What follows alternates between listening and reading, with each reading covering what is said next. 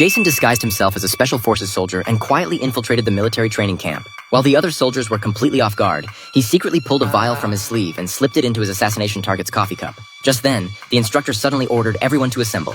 John, wanting to warm up, quickly downed his coffee in one gulp before heading out for training with the team.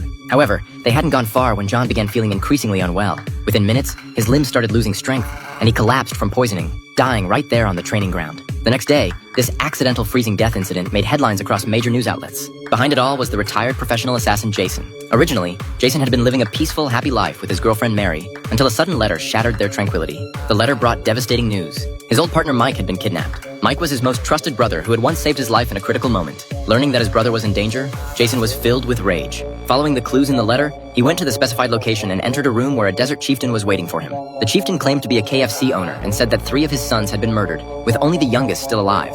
He swore to avenge his dead sons, so he kidnapped Mike to force Jason to eliminate the killers for him. The targets were 2 Air Force Special Team members. To avoid suspicion, the chieftain demanded that the assassinations be disguised as accidents. Upon completion, he would not only release Mike, but also pay Jason $3 as compensation. To save his brother, Jason had no choice but to agree, though he demanded to see Mike first. The chieftain nodded in agreement and had someone take him to the cell.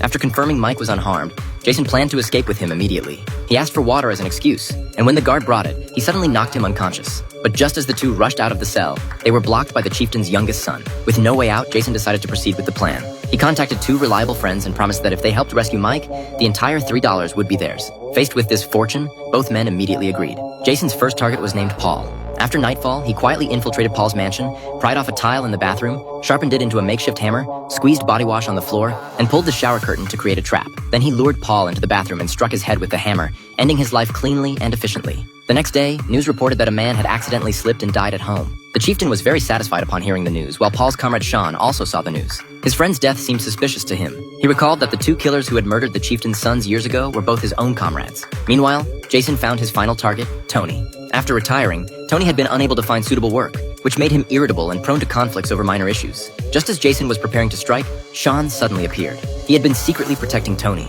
To avoid alerting them, Jason had to temporarily retreat. Back at base, they devised a detailed action plan. Jason arranged for his teammate to lure Tony out under the pretense of a job interview while installing jamming equipment on a water truck. The next day, when Tony drove out of the warehouse, the water truck also emerged. His teammate quickly followed. Remotely